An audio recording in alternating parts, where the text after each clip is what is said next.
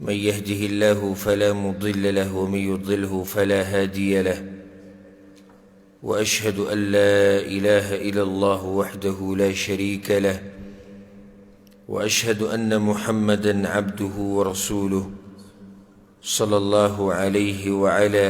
آله وصحبه أجمعين أما بعد.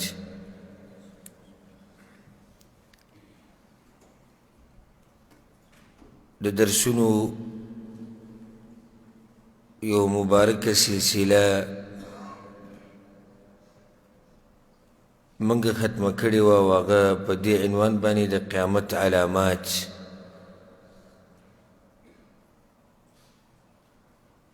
د هغې نه بعد بیا ما په خپله سوچ کوو چې کوم داسې د دین هره مسله اهمه ده، داسې مسله نشته چې هغه د ضروري نه وي، خو بعض مسلې د بعضو نه مخکې چې څه باره کې دې ملګرو ته خبره وشي، څه باره کې درس وشي، بیان وشي، نو سوچ مې دې خبرې ته لاړ چې نن سبا غټه بیماري هغه د زړونو سختوالی دی. غټه بیماري په بیماریانو کې بیماریانې ډېرې دي، هغه بیماریانې چې انسان د دین نه لرې کوي زه هغه بیماریانې یادو. نو په دغه بیماریانو کې بیا یو غټه بیماري هغه د زړونو د سخوالی د قسوة القلب، د زړه سخوالی، او زړه چې څومره سختېږي دومره د الله د دین نه لرې کېږي، دومره د آخرت نه لرې کېږي، او څومره چې زړه نرم وي، څومره چې زړه نرم وي نو دومره د دین طرف ته توجه وي، او سخت زړه په هغه باندې قرآن اثر نه کوي، حدیث به اثر نه کوي، زړه سخت شوی. فهي کالحجاره، لکه دا مسله په دغه کې و بني اسرائیلو کې الله د هغوی په باره کې خبره کړې وي، د دوی زړونه دومره سخت شوي لکه د کاڼي په شان، او اشد قسوه، بلکې د کاڼي نه هم زیات سخت شوي. کاڼو کې خو لا بیا بعض پکې وچاودي، اوبه ترې راوځي، د الله د یېرې نه راپرېوځي، خو د دوی د زړونو د هغې نه هم زیات وي سخت. نو د زړونو د سختوالی د نن سبا هم عام شوی دی، او د هغې د لاسه ډېر خلک چې دین طرف ته توجه نشته. نو سوچ مې کوو چې داسې خبره کول غواړي، داسې باره کې درس کول غواړي چې زړونه نرم شي. نو د زړونو د نرمېدو دپاره قرآن کریم خو دا خو یو عظیم کتاب دی چې زړونه پرې نرمېږي، او د هغې باره کې خو درسونه روان دي الحمدلله. خو بل کوم کتاب دی چې هغې سره زړه نرم شي، نو چې کوم مسلمان زړه نرمول غواړي د الله د کتاب نه بعد وایي چې یاره په څه باندې زړه نرم کړم، د پیغمبر په خبرو باندې زړه نرمېږي، دا خو واضح ده. خو د پیغمبر صلی الله علیه وسلم خبرې خو علماو را جمع کړي دي په قسمه قسم طریقو سره، جدا جدا کتابونو کې. د الله د کتاب نه بعد، د الله د کتاب نه بعد چې د ټول امت په اتفاق دی صحیح کتاب هغه صحیح بخاري دی، او بیا صحیح مسلم دی. په دې صحیح بخاري کې یو کتاب دی کتاب الرقاق، هغه خبرې چې زړه نرموي، دې باندې امام بخاري کتاب راوړی پوره کتاب الرقاق، په هغې کې بیا قسمه قسم ابواب راوړي، او دې دپاره د کتاب الرقاق په دې خپل صحیح کې راوړی، او په دې صحیح الجامع کې د دې دپاره چې زړونه نرم شي، د دې دپاره د کتاب الرقاق راوړی. یو مفید کتاب چې څوک هم زړه نرمول غواړي، د امام بخاري رحمه الله کتاب دی رالی، په هغې کې کتاب الرقاق دی وګوري، زړه ورسره نرمېږي. ډېر ناشنا حدیثونه د پیغمبر صلی الله علیه وسلم راوړي دي. نو ځکه دا کتاب مې ذهن کې راغی، کتاب الرقاق د امام بخاري رحمه الله دغه کتاب کې هغه دا کتاب راوړی، کتاب الرقاق. د امام بخاري رحمه الله کتاب چې دی د صحیح بخاري باندې چې مشهور دی، د دې خو مختصر شرح هم من کړی و، څه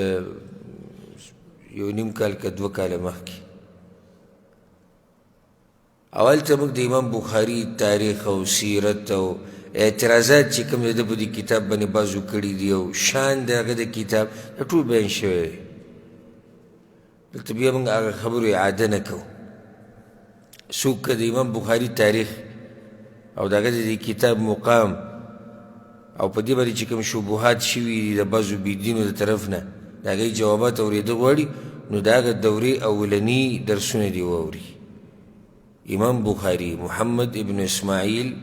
ابن ابراهیم ابن المغیرة ابن بردزبا الجعفي البخاري د دین په امامانو کې لوی امام دی او پیدا شوی په 194 کې دی 194 هجري کې او بیا په وفات شوی 256 هجري کې دی یعنی تقریبا 2 کاله عمر وده او د دین په امامانو کې لوی امام دی مشکل نن سبا دا جوړ شوی دی چې د بعضو د څلورو امامانو په باره کې دا خبره د دې امت په ذهن کې کېنولې ده چې بس په ټول امت کې هم دغه څلور امامان تېر شوي دي بس نور نشته چې امامانو خبره کې دغه څلورو نه به تاویږي راتاویږي نه چا ویلي چې په امت کې صرف څلور دي دغه څلور امامان دي او نور هم دي امام بخاري امام نه دی دا خو هغه انسان دی چې دته ویلی کېږي امام الدنیا فی الحدیث په دنیا کې د حدیثو امام دا دی له دنیا والو امام دی او چا دا ویلي د امیر المؤمنین فی الحدیث دا لقب شدته ملاو شوی دی په حدیثو کې امیر المؤمنین دا دی نو چې په حدیثو کې امیر المؤمنین یم ده سره هم سهیله میکړه خو دې طرف ته توجه صحیح دا کتاب زموږ په ذهن کې شته یعنی بخاري شریف او صحیح بخاري خو امام بخاري څوک و د به ډېرو ته پته نشته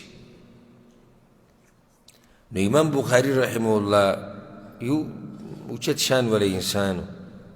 او کتاب د هغه دا خو معروف دی چې د الله د کتاب نه بعد صحیح کتاب چې د امت په اجماع ده هغه دا کتاب دی صحیح بخاري الجامع الصحیح دا د الله د کتاب نه بعد صحیح کتاب دی نو څومره اوچت شانې شو بچا چې دا حدیثونه را جمع کړي دا هم معمولي سړی نه وي که نه چې داسې حدیثونه را جمع کړي دي چې هغه ټول صحیح سند والا دي خو دا به هم د لوی علم خاوند بی نو امام بخاري رحمه الله هغه انسان دی چې زمونږ ماشومانان هم پیژني پرون دا ملګري به ګواهان دي پرون کابل اوس زما زامنو لوبې کولې واړه واړه دي یو بل سره دا بل ورته وایي څه دی ځان نه دی شیخ بخاري جوړ کړی لکه مطلب دی چې ځان ته ګډ سړی وایي شیخ بخاري یعنی امام بخاري زموږ ماشومانان هم پېژني چې دی یو غټ سړی تېر شوی او غټ پټ سړی به یو غټ پټکی به یې لګولی د هفتې باران به ترې نوځي او دی به د امام بخاري قدر نه پېژني چې سړی الله یې ګمراه کړي امام بخاري رحمه الله زموږ ماشومانان زموږ زنانان زموږ مشران زموږ کشران زموږ بوډاګان زموږ ځوانان ټول یې پېژني چې امام بخاري څوک او څنګه مقام ول الله ورکړی او واضح دی نه چې دا سړی ډېر اوچت انسان و الله د دې کتاب له څومره قبولیت ورکړو د دې نه مخکې هم کتابونه لیکلی شوي دي په حدیثونو کې او د دې کتاب نه بعد هم لیکلی شوي دي خو کومه مرتبه چې الله دې کتاب له ورکړې ده د الله بل کتاب له نه ده ورکړې دا دلالت کوي د انسان په اخلاص باندې چې ډېر مخلص و او ډېر اوچت شان والا انسان و بلکې وایي چې کله به ما یو حدیث په دې کتاب کې لیکو او راوړو به مې د هغې نه مخکې به اودس وکړو 2 رکعته مونځ به وکړو دعاګانې به وغوښتو بیا به هغه حدیث کېښو د هر حدیث سره د هر حدیث سره دا کار کړی نو ځکه الله سبحانه وتعالی دې کتاب له دومره اوچت شان ورکو او د قبولیت یې وله ورکو همدغه کتاب کې هغه یو کتاب راوړی دی کتاب الرقاق کتاب الرقاق الرقاق دا جمع د رقیق ده چې رقت پکې نرمي پکې. بعض وایي کتاب الرقائق داسې هم راغلی دی او دغه هم صحیح د معنی یوه ده، هغه جمع بیا د رقیقه ده. نو کتاب الرقاق فيها من الوعظ ما يجعل القلب رقيقا. معنی دا دی چې په دې کې داسې نصیحتونه پراته دي د کتاب الرقاق چې راوړی چې زړه نرموي، زړه ورسره نرم شي. د زړونه سخت شوي دي که نو اوس د زړونه سخت شوي دي، اوس د دې نرمولو دپاره څه وکړو؟ نو امام بخاري وایي راشه زه درته بعض حدیثونه بیانوم او دې کتاب کې وګوره، سوچ پکې وکړه، ځان پې پوه کړه، زړه به یې نرم شي. کتاب الرقاق ډېر فایدهمند کتاب دی کتاب الرقاق. او چې دې سره دې زړه نرم نه شي نو بیا بله طریقه موږ نه راځي، ځکه چې خبرې د الله دي او خبرې د پیغمبر صلی الله علیه وسلم یا د قرآن نه دلیل راوړي او یا د حدیث نه راوړي. امام بخاري رحمه الله دغه طریقه ده. او امام بخاري رحمه الله مجتهد و. بعض وایي امام بخاري څه و؟ وایي دی مقلد و. نو دومره ګټ امام یې په تقلید کې ورچولی،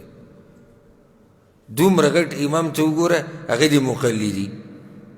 مقلد خو هغه چا ته وایي چې جاهلي. نو دې امام ته وګوره چې هغه امیر المؤمنین فی الحدیث دی او هغه مقلد دی، داسې خبره شو. امام بخاري رحمه الله دی پخپله مجتهد و او چې خبره به یې کوله نو یا به د قرآن نه دلیل راوړو یا به د حدیث نه راوړو. الله دې ورسره زموږ ملاقات په جنتونو کې وکړي. امام بخاري رحمه الله وی کتاب الرقاق بے باب راوړی په کتاب کې دنه ابواب راځي، کتاب کې دنه بیا ابواب دي. نو باب اولنی باب راوړی دی باب ما جاء في الرقاق وألا عيش إلا عيش الآخرة. باب په بیان د هغه خبرو کې چې زړه نرموي او دا خبره چې ژوند نه دی مګر د آخرت ژوند دی. بعضو نسخو کې داسې دي چې باب ما جاء في الصحة والفراغ وألا عيش إلا عيش الآخرة. باب په بیان د اهمیت د روغ صحت کې او د فارغه وخت چې دې څومره اهمیت دی، او د دې خبرې په وضاحت کې چې حقیقي ژوند کم یو دی هغه د آخرت ژوند دی. اولنی باب راوړی دی په دې کتاب کې کتاب الرقاق کې. اولنی باب کتاب الرقاق باب ما جاء في الرقاق وألا عيش إلا عيش الآخرة. حدیث راوړی دی اولنی د عبدالله بن عباس رضی الله عنهما. عبدالله بن عباس وی پیغمبر صلی الله علیه وسلم دا خبره کړې ده نعمتان مغبون فيهما كثير من الناس. دو نعمتونه دي چې خلق د هغې په باره کې دوکه شوي دي و غبن کې پراته دي. غبن څه ته وایي؟ تاوان ته وایي، دوکې ته وایي چې یو سړی دوکه شي. یو سړی لاړ شي سامان ویسي، قیمتي سامان ارزانې خرڅ کوي، غبن را سره وشو، تاوان کې واقع شوم، دوکه را سره وشو. د قیامت ورځې ته یوم التغابن ویلی کېږي، یعنې غبن به راښکاره کېږي. څنګه یعنې خلکو ځان په دوکه کې ورچولی دی، خو دا پته به ورته کله ولګي؟ قیامت په ورځ به ورته پته ولګي، دا غبن به یې راښکاره شي. چېرې موږ خو ځان په دوکه کې اچولی، موږ خو تاوان کې پراته وو، نو ځکه آخرت ته یوم التغابن ویلی کېږي. نو پیغمبر صلی الله علیه وسلم وایي دوه نعمتونه دي نعمتان مغبون فیهما کثیر من الناس. دوه نعمتونه دي چې ډېر خلک د هغې په باره کې په تاوان کې پراته دي، قدر یې ونه نه دی پېژندلی او تاوانیان شوي دي. دوه نعمتونه کم کم دي؟ الصحة والفراغ، روغ صحت او فارغه وخت. اول خو دلته یو سړی دا سوال کولی شي چې یاره امام بخاري خو کتاب الرقاق راوړی ده، هغه خبرې به کوي چې زړه ورسره نرمي. نو په دې حدیث کې دې څه دي چې زړه ورسره نرمېږي؟ بارک الله فیک. دې کې فایده دا دی چې تا سره فارغه وخت نو د فارغه وخت کې هغه څه ته سوچ وکړه که نه چې زړه دې پکې نرم شي. تا سره فارغه وخت دی، راشه قرآن وګوره، راشه حدیثونه وګوره، راشه درس واوره، راشه بیان واوره، راشه کتاب مطالعه که، سوچ وکړه، فکر وکړه،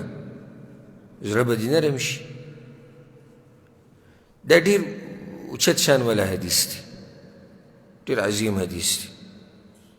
معروف حدیث دی چې عبدالله ابن عباس وی پیغمبر صلی الله علیه وسلم وی چې دوه خبرې خلک د هغې په باره کې په دوکه کې، دوه نعمتونه، نعمتان، خلک د دې دوو نعمتونو په باره کې په دوکه کې پراته دي، تاوانیان شوي دي. ډېرو خلکو سره د دوو نعمتونو قدر نشته. کثیر من الناس ویلي ډېر خلکو سره قدر نشته، یعنې لږو خلکو سره قدر دی. الصحة والفراغ. د روغ بدن موږ سره قدر کوم ځای کې دی؟ روغ بدن دی جو انخلولی دی څه ته؟ دنیا ته. او روغ بدن دی به زور ته وباسه چې څو پورې دی ختم کړی نه وي نو لګیا اوسه دنیا کې. او فارغه وخت د هغې موږ سره قدر نشته. او نن سبا خو لا پوښاک خو لا بیا هم فارغه وخت به په دغه کې واړو، په اوده به پروت و، یا به چېرته ملګرو سره به ګپ شپ و، پالتو ټیم به پاس کو. وایي فارغه وخت اکثر په ګناهونو کې که یو سړی فارغه دی راشه فیسبوک وګوره، راشه یوټیوب وګوره، راشه واټساپ وګوره. او فارغه وخت نه دې ګناهونو له هغه وخت هم ورکوي کوم چې مصروفه دی، فارغه له پرېږده، د مصروفه وخت نه به وخت وباسي دې ګناهونو له. او دین له بیا وخت ورکول نو هغه خو بیا هغه خو ورته ډېره ګرانه ده، الا من رحمه ربي. اوس که ته ورته ووایې چې راشه درس دی، بیان دی، کښېنه یو ګنټه نیمه، زړه به دې نرم شي، خبرې واوره، قرآن یاره بس زما طبیعت ښه نه دی.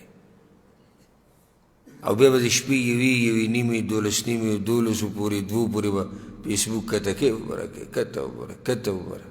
او واټساپ او د جنکو تصویران به پکې راځي، او پای کې به ډرامې، او پای کې فلمونه، او پای کې سندرې. دغې دپاره وخت شتي. نو اوس دې دپاره فارغه وخت نه بلکې د کار وخت ولم ورکوي،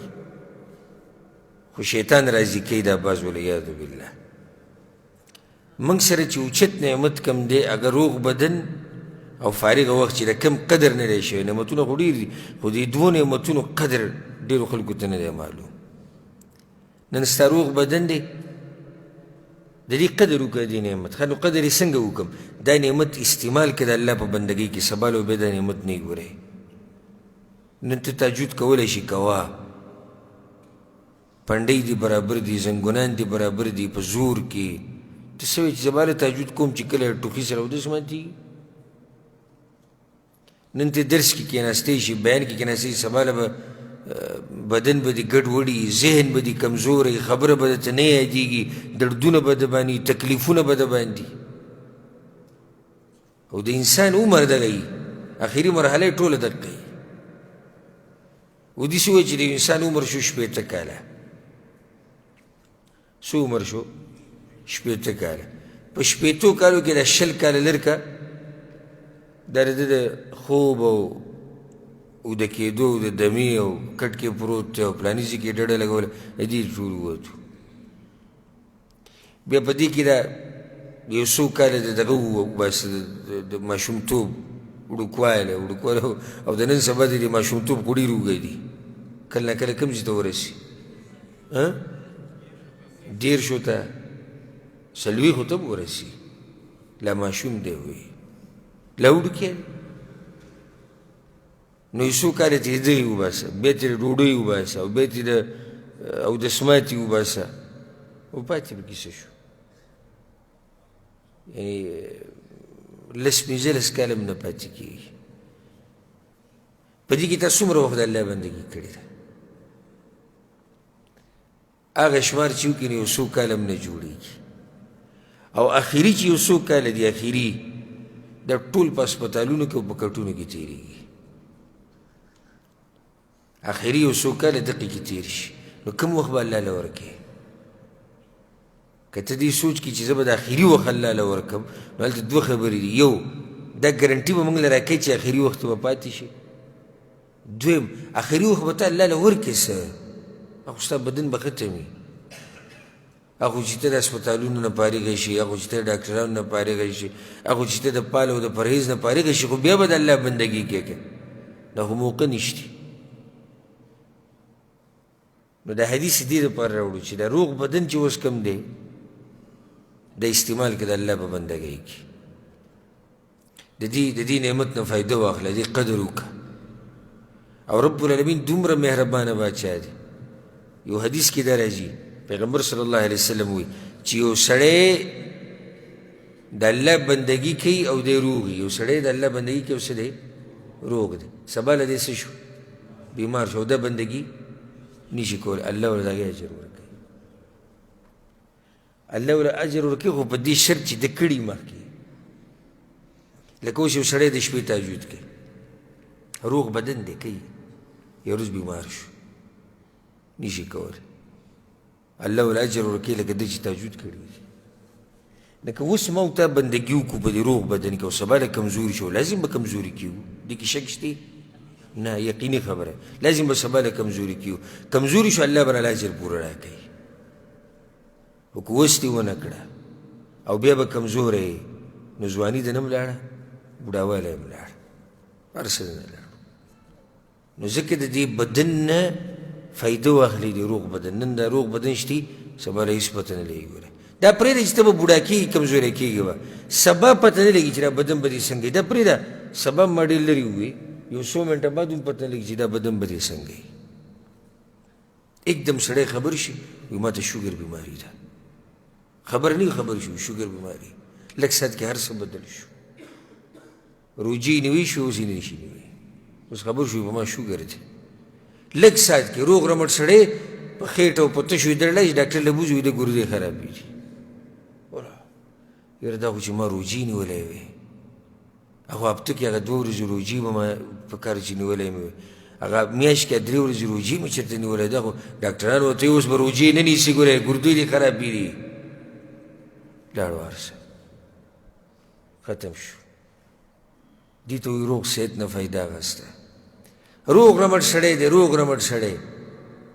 एकदम بس ساډوبي په زړه راله او سیچل وشو او ډاکټر له یې بوتو وایي ستا خو د زړه والونه بند دي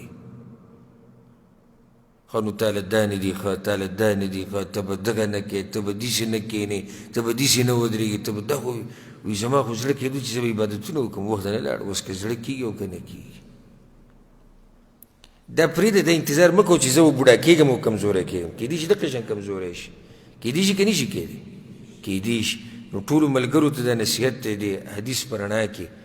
چې د دې نعمت قدر وکړي دا روغ صحت او دویم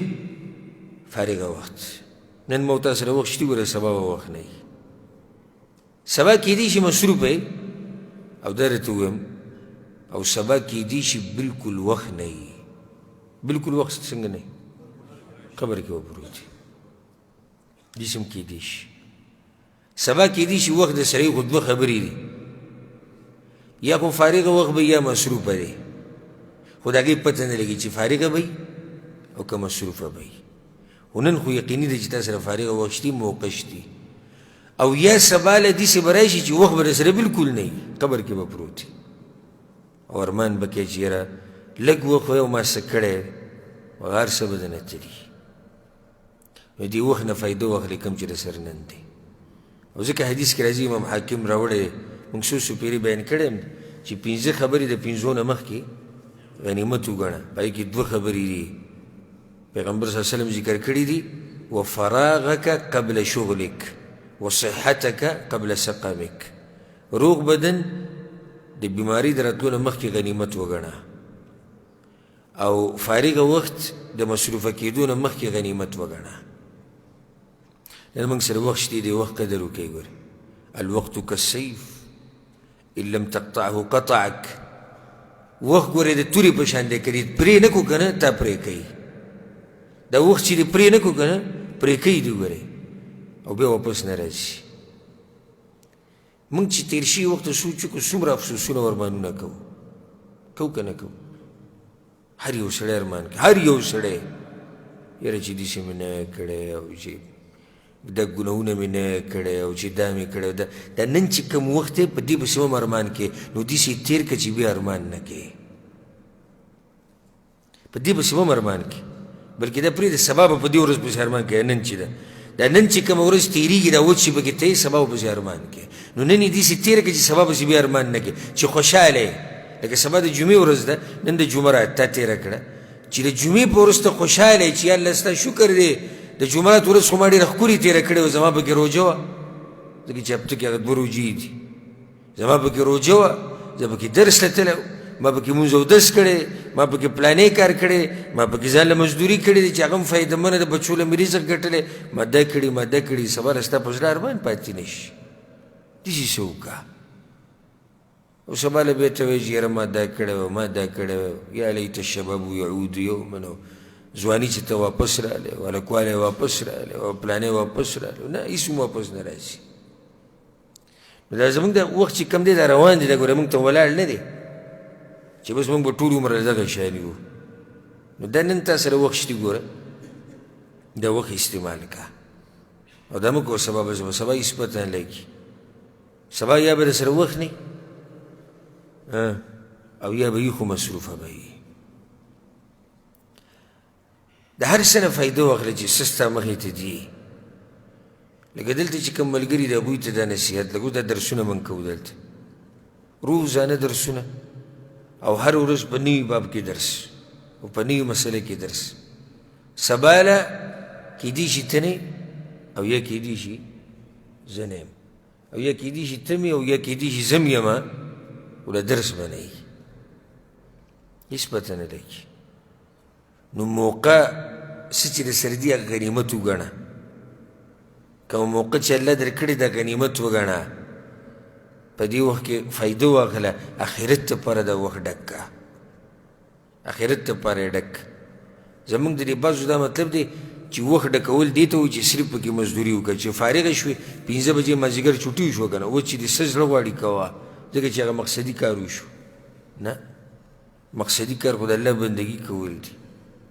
او بله نه دی شوی،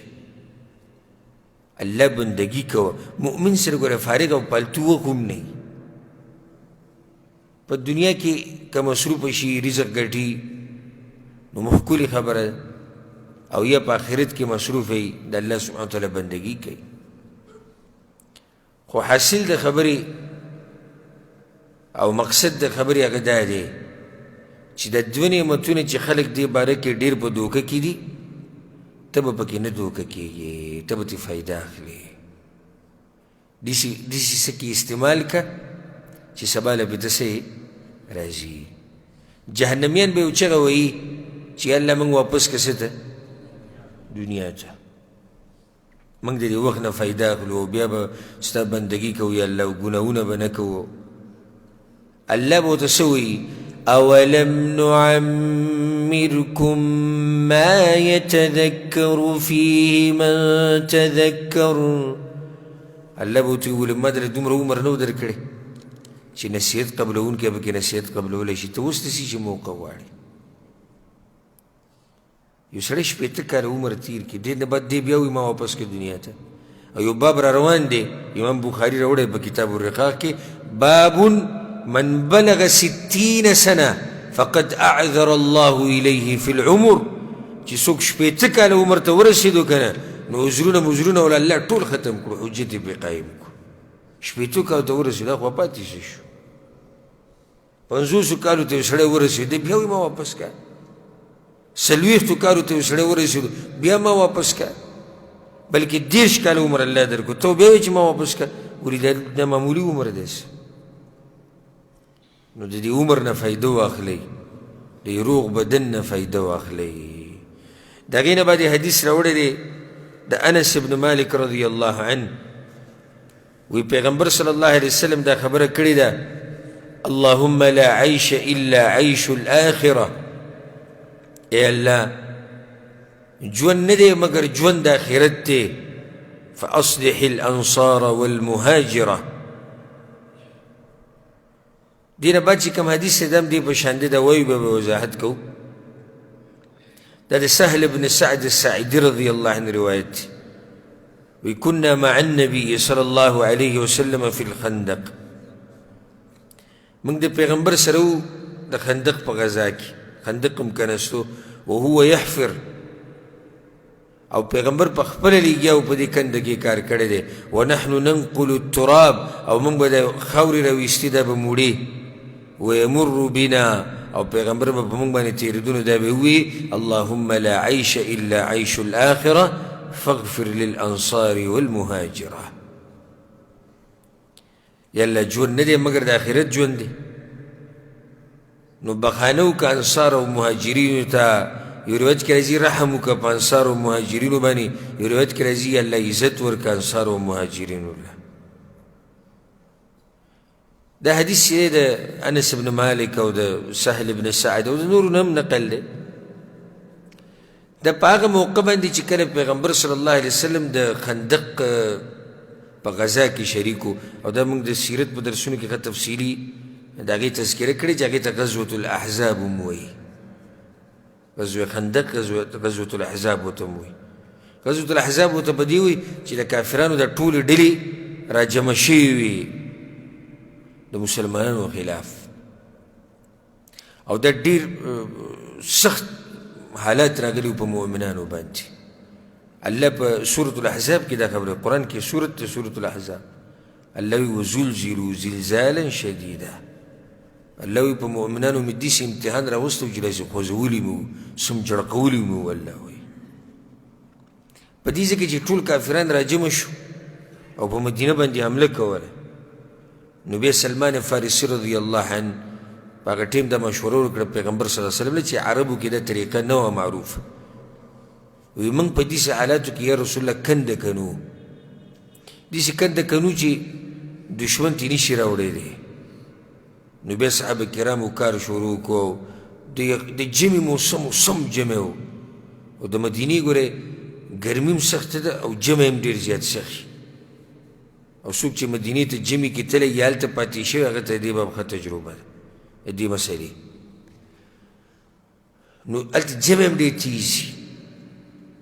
او په دې جمع کې او نن سبا خو آبادیانې ډېرې شوي دي وسایل ډېر شوي دي بیا هم جمع سوچ وکړه د پیغمبر صلی الله علیه وسلم په زمانه کې به جمع څومره سخت و یعنې چې نن سبا جمع دومره سخت او سره د وسایلو نو چې په هغه وخت کې به څومره سخت نو پیغمبر صلی الله علیه وسلم صحابه کرامو ته امر وکړو چې کنده وکنئ چې دشمن ته دې خوا نشي راوړی او په هغې کې پیغمبر صلی الله علیه وسلم په خپله لګیا و په هغې کې پیغمبر صلی الله علیه وسلم په خپله لګیا و کنده یې کنسته او کوم ځای کې پیغمبر صلی الله علیه وسلم ډېر داسې بادر او زړور او زورور سړی و ډېر تکړه انسان چې کوم ځای کې به داسې ګټه ډېره سخته راغله نو هغوی به پیغمبر صلی الله علیه وسلم ته وي او کله به یو معجزه راښکاره شو یو غټ کاڼی به هغې له به یې ګزار ورکړو هغه به ریزه ریزه شو نو پیغمبرانو سره خو د الله خاص مرستې نو پیغمبر صلی الله علیه وسلم په خپله پکې لګیا او صحابه کرامو خېټو ته کاڼي تړلي وو د لوږې د لاسه نو یو جمع و بل کنده یې کنسته او دشمن را روان و د هغه یره وه او دریم دا چې خوراک نه و نو خېټو ته یې کاڼي تړلي وو پیغمبر صلی الله علیه وسلم په خپله 2 کاڼي تړلي وو خېټې ته 2 کاڼي پیغمبر تړلي وو نو د دوی دا حالات چې پیغمبر صلی الله علیه وسلم لیدو نو دا به یې وي اللهم لا عیش الا عیش الاخره یا الله ژوند نه دی مګر د آخرت ژوند دی فاغفر للانصار والمهاجره نو یا الله انصار او مهاجرین وبخا یعنې دوی ته دا خبره وروله چې صحیح ده په تاسو نن تکلیف ډېر دی خېټې ته کاڼې تړل او په جمع کې کنده کنسته او دومره سخت حالات او د خاورې اوړه راوړه ډېر ګران ژوند دی خو حقیقي ژوند ګورې د آخرت ژوند دی هغه به الله تاسو له درکوي حقیقي ژوند هغه د آخرت ژوند دی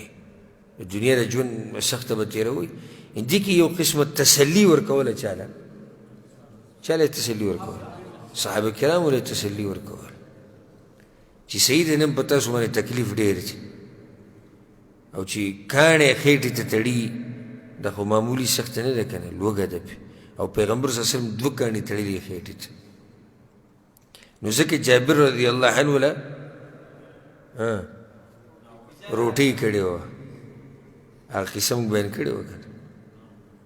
راغی چې ویلي دي چې پیغمبر صلی الله علیه وسلم خېټې ته 2 کاڼي تړلي لړ واپس کور ته خپلې بیبي ته یې وی پیغمبر مې ولیدو دا حالت چې هغه سره څاروی ولاړ وړي کوونته کې نو هغه ورته پیغمبر راوله به دا به ولالال کړو ورته ووایه چې ځان سره یو څو ملګري راوله خاص او خاص د هغه ملګري دغه یو څو دا خو معروف نو جابر رضی الله عنه راغی پیغمبر صلی الله علیه وسلم ته وویې یا رسول الله غوږ کې ورته ویې رابشي یو څو ملګري او پیغمبر صلی الله علیه وسلم عام اعلان وکړي واورئ دا اعلان جابر وایي چې ډوډۍ له ټول هلته راشي ټول هلته بوتو چې هغه کور ته لاړ وي ښځې ته وي تباه شو او ټول را روان دي وی تا پیغمبر ته ویلو چې صرف په ته راشي او یو څو ملګري وی ما ورته ویلو خو هغه هم بیا دا اعلان وکړي بیا هغه به خپل کار ښه پوهېږي بیا ته غلی شي چې تا ورته ویلي دي هغه داسې اعلان کړی الله په هغې کې برکت واچوي دا ټول چې څومره وو د ټولو غوښه وخوړه او لږ ونته کې اوړه وو هغه ټولې ډوډۍ د دوی ورسېده او بیا پکې هم اوړه پاتې شو بیا هم غوښه پاتې شوه نو دومره سخت یې تېره کړې ده امام بخاري دا ولي دا حدیث دلته راوړو تا ته دا وایي چې ژوند اصل کې حقیقي ژوند کوم یو دی د آخرت ژوند دی نو په دې دنیا کې او په تا باندې سختې راځي نو تا ته یې دا ووایي ته خو پرېږده صحابه کرام څومره اوچت خلک وو په هغوی سختې راغلي دي او صحابه کرام خو پرېږده پیغمبر څومره اوچت شخصیت و په هغه سختې راغلي دي نو که په تا سخته راشي نو ولې زړه ګډوډ کې د ژوند څه همیشه دپاره خو نه دی دنیا کې که نه اوس که دا ژوند د همیشه وې او سختې پکې وې بیا دا خبره مشکله وه ځکه چې د همیشه ژوند چې کله په مشکلاتو کې شي نو بیا دا خبره د سوچ ده خو دا خو وختي طور ژوند دی څه وخته پورې به سخت دی همیشه دپاره خو نه پاتې کېږي یا خو دا سخته به د الله په دنیا کې ختمه کړي او که ختمه نه شو د مرګ سره خو به ختمه شي که نه اصل ژوند هغه د آخرت دی نو د هغې دپاره کوشش کوه انشاءالله را به شیم په دې کتاب الرقاق کې د صحابه کرامو باره کې پیغمبر باره کې چې د هغوی څنګه ژوند و د غربت د پیغمبر صلی الله علیه وسلم په کور کې یو څو لوښي به پراته وو او د هغه کوټې چې خپې به دې پکې وغځولې هغه به دیوال سره لګېدې که لاس به دې اوچت کړو هغه به د چت سره لګېدو او دا څوک و دا د آدم د بچو سردار دی او د هغه دا حال و خېټې ته کاڼي تړل عایشه رضی الله عنها څه وایي وی میاشتې او میاشتې به تېرې شوې کله به وی 3 میاشتې تېرې شوې او د نبوت په کور کې د پیغمبر په کور کې به چولنه بلېده یعنې 3 میاشتې به تېرې میاشت به تېره شو بله به تېره شو بله به تېره شو داسې څه نه و چې هغوی پخ کړی وی نو تپوس به ته وشي تاسو به خوړو څه وی بس کجوره اوبو ته به ناستو په کجوره په اوبو باندې به ګزاره کوله موږ سره څومره نعمتونه په نعمتونو کې ډوب یو بیا هم دې بعضو خواره خوله نیولي ځکه فریادونه به کوي څه داسې او بس د غریبۍ ژوند او غوټې غوټې ژوند او د سختو ژوند او الله دې بس یې روي تباه شو دعاګانې کوه موږ ته او په ده باندې چې ته یو معمولي غوندې کې سختې راغلي اللهم لا عيش الا عيش الاخره اصل ژوند د آخرت ژوند دی که دنیا کې د باندې سخته راغله موږ خبره نه هېڅ خبره نه د دنیا ولې د راحتونو دپاره جوړه شوې ده چې ټول خلک به ترې مزې اخلي دنیا خو دارو ابتلا دارو امتحان د امتحان ځای دی کله به سختۍ او کله به راحتۍ او راحت هم امتحان دی او دا سخته هم امتحان دی او په دې کې ښکلې تسلي خبره د پیغمبر صلی الله علیه وسلم چې د پیغمبر صلی الله علیه وسلم دی ژوند ته وګورئ تسلي خبره ده چې د پیغمبر په کور کې میاشتې میاشتې تېرېږي او چولنه بلیږي او کله چې پیغمبر صلی الله علیه وسلم د ابو ایوب انصاري رضی الله عنه خواته ورغی د شپې د کور نه راووتو وږی شوی و د شپې راووتو د کور نه او بیا ورسره په لاره کې ابوبکر صدیق او عمر بن خطاب رضی الله عنهما میلاو شو پیغمبر صلی الله علیه وسلم ورته تاسو څه کوئ یا رسول الله وږي شوي راووتو هنو یا رسول الله ته وی زم دغه راویستی نو ته چې راویستی دي چې ورجو له چا خواله ابو ایوب انصاري رضی الله عنه خواله ورل خنو ابو ایوب انصاري رضی الله عنه خواله په دې ورلو ځکه چې د پیغمبر میلمستیا کړې وه پیغمبر پیژندو کوم ځای کې میلمستیا کړې وه هجرت چې وکړو نو اول د ده کور ته ورغلی اول د ده کور ته ورغلی او دی به کته اوسېدو هغوی برو نو دی وی یا رسول الله وی بېادبي کېږي زموږ نه رسول الله صلی الله علیه وسلم کته و دوی بره وی یا رسول الله بېادبي کېږي زموږ نه پیغمبر صلی الله علیه وسلم ورته ویې نه زه کته ښیم زما خواله خلک راشي بیا پیغمبر صلی الله علیه وسلم کوټې جوړې شوې او جومات پکې جوړ شو نو پیغمبر صلی الله علیه وسلم پیژندو ابو ایوب انصاري رضی الله عنه چې دا څوک نو خواله بیا ورغی چې ورغه کور کې نه و ښځې ته ولې ووایي چې شو وی تلی دی موږ له اوبه راوړي او څه کار دی او راځي او ښځې خوشحاله وه په خیر راغلی پیغمبر صلی الله علیه وسلم ته وي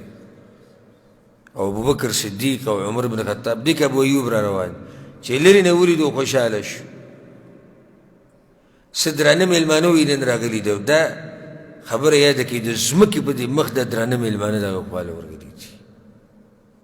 یعنې یو طرف ته پیغمبر دی چې دا به پیغمبرانو کې د اوچت انسان دی د پیغمبرانو مشر دی او بیا د پیغمبرانو نه بعد غوره انسان ابوبکر صدیق دی او بیا په هغه پسې غوره انسان عمر بن خطاب دی او دا درې ونه په یو ځای هلته میلمانه شوي دي ان ته سوچ وکړئ چې دې نه اوچت میلمانه نور شتي نو دا اوچت میلمانه د ابو ایوب انصاري کور ته ورغلي دي اولې کجوري راوړي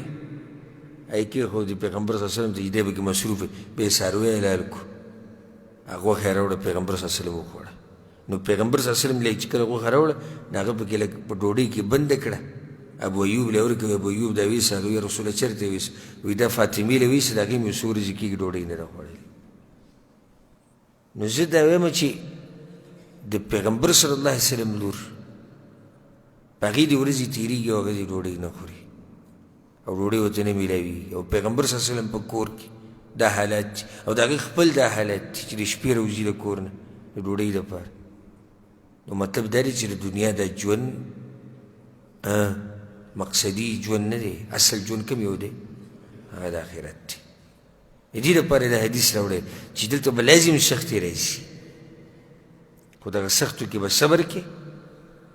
او د الله نه به د ثواب امید ساتي او ټول توجه به خپله په څه باندې ساتي په آخرت باندې اللهم لا عيش إلا عيش الآخرة فاغفر للأنصار والمهاجر هغه آخرت الله مهاجرین او انصارو ته نصیب کو که نه هغو ته نصیب کو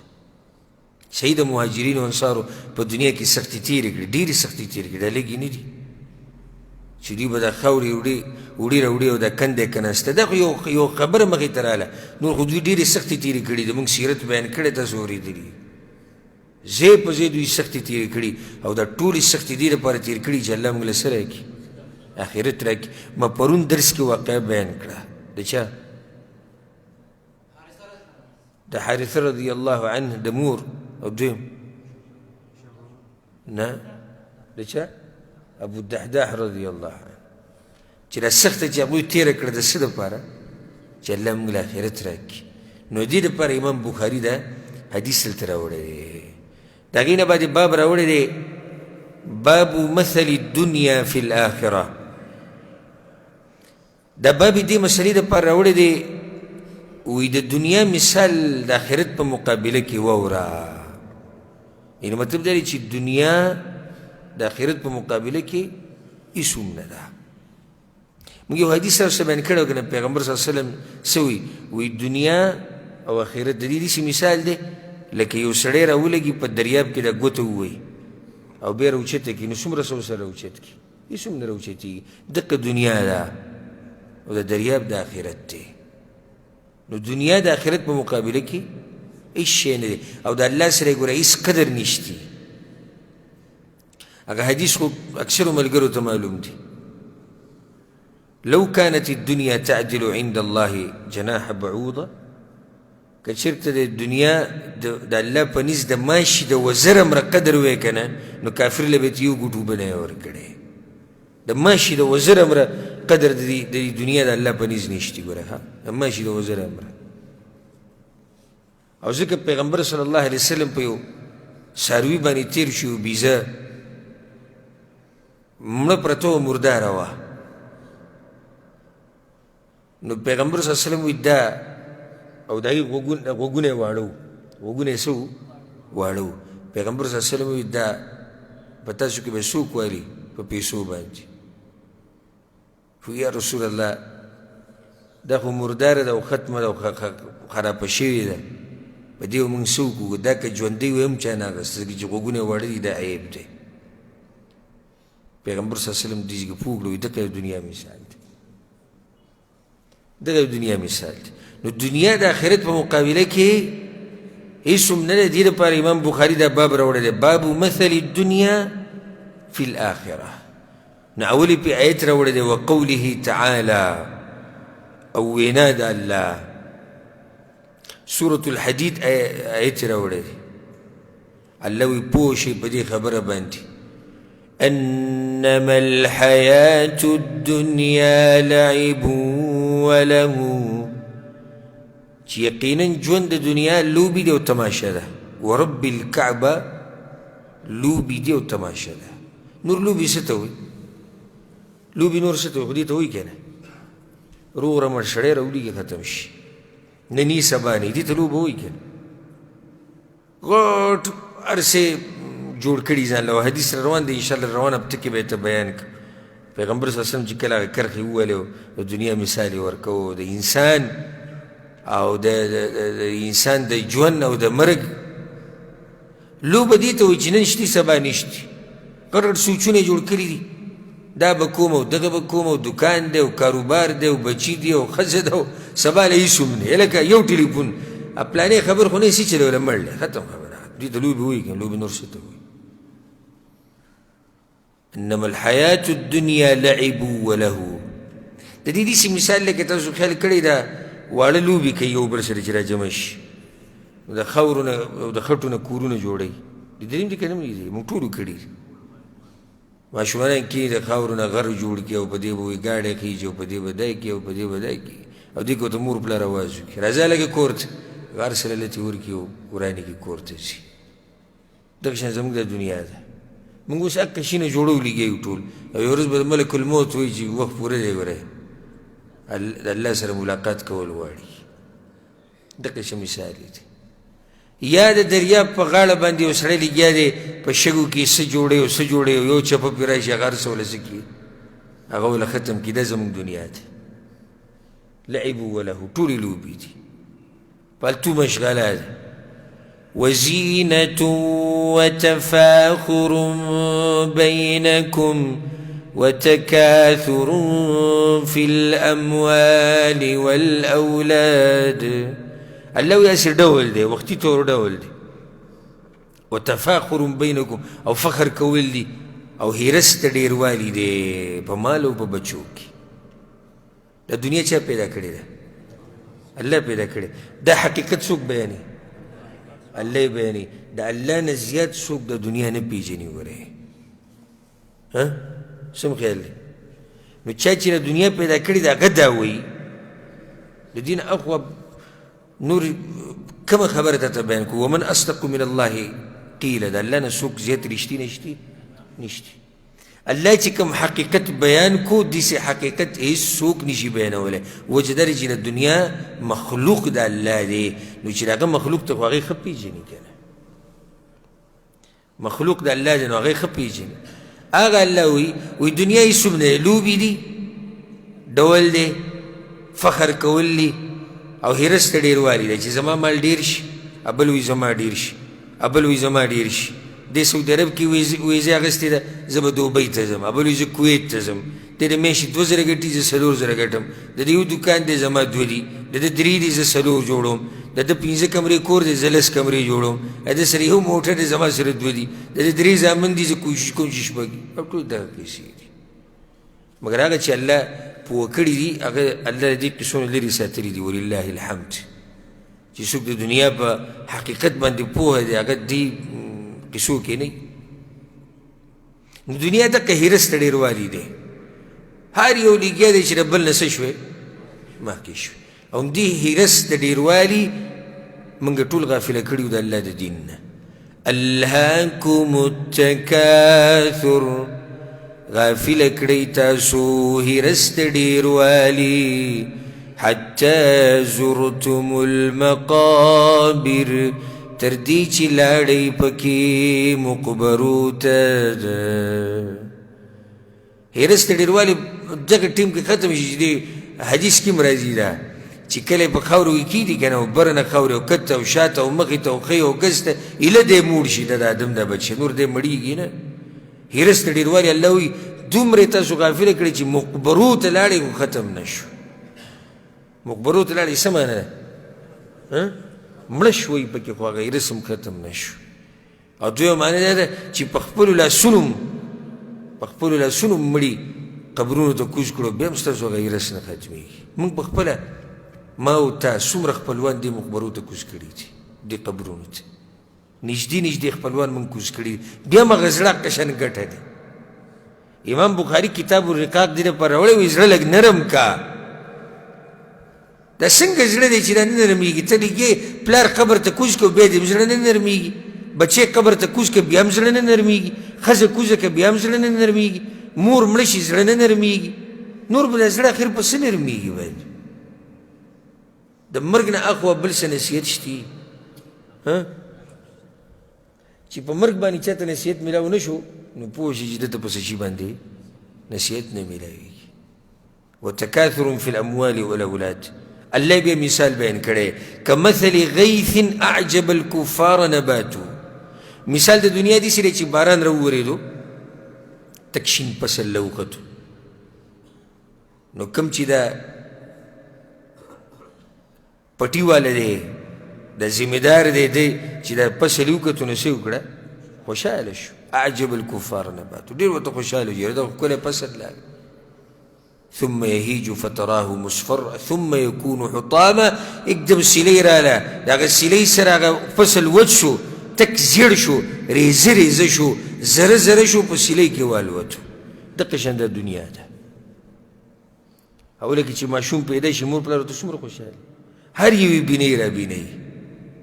بینۍ رابینۍ تره او ماما او کاکا او هلک پیدا ده او جنۍ پیدا ده او دا پیدا ده او دغه پیدا ده او ورو او سیلی راشي او بیا زیړ شي او بیا وچ شي او بیا ختم شي او بیا ریزه شي